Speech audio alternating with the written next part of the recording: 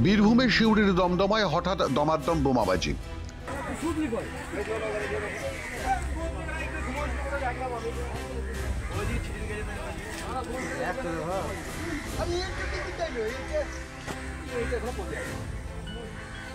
কলকাতায় তৃণমূলের রাজ্যের নেতৃত্ব পাশাপাশি বসিয়ে অনুব্রত মণ্ডল, কাজল শেখকে যতই ধমক দিন না কেন, বীরভূমে তৃণমূল আছে বোমাবাজিতেই।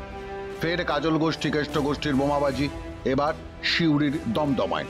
তবে এবার অবশ্য আক্রান্ত অনুব্রত গোষ্ঠী আর আক্রমণকারী কাজল গোষ্ঠী। অভিযোগ, অনুব্রত গোষ্ঠীর নেতাকে প্রাণে মারতে কাজল বাহিনীর আক্রমণ।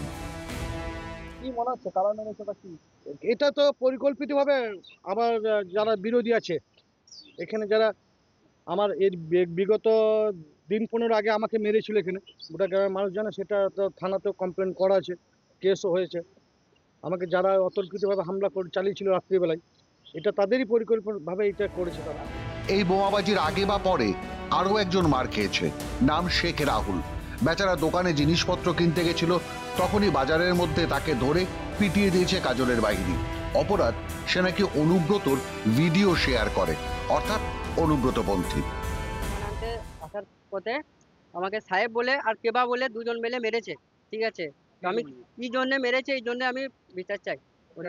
কেন মেরেছে ওরা, ওই জন্যই আমি ওদের কাছে বলতে চাই। কেন মারলো, কেন কি মনে হয় আপনার? আমি হীরাচাঁদ পার্টিতে থাকি, বকুলের টিমে থাকি, ওই জন্যই আমাকে মারা হয়েছে। অনুব্রত দাদার ভিডিও শেয়ার করি, ঠিক আছে? ওই জন্যই আমাকে মারা হয়েছে।